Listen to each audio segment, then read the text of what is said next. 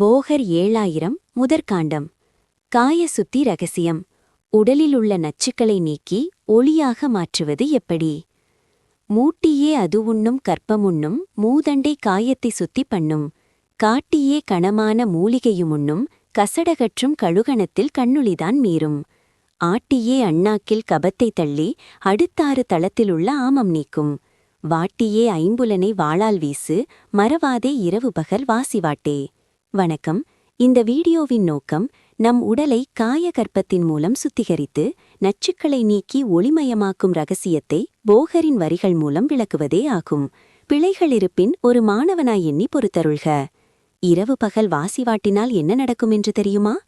காயகற்பத்தை உண்பதாலும் தியான நெருப்பை மூட்டுவதாலும் உடல் சுத்தியடையும். கனமான மூலிகைகளை முறைப்படி உண்டால் கசடுகள் நீங்கி கழுகை போன்ற தீர்க்கமான கண்ணொளி உண்டாகும். அண்ணாக்கிலுள்ள கபத்தை தள்ளி 6 ஆதாரங்களிலுள்ள ஆமத்தை நச்சுக்களை நீக்க வேண்டும்.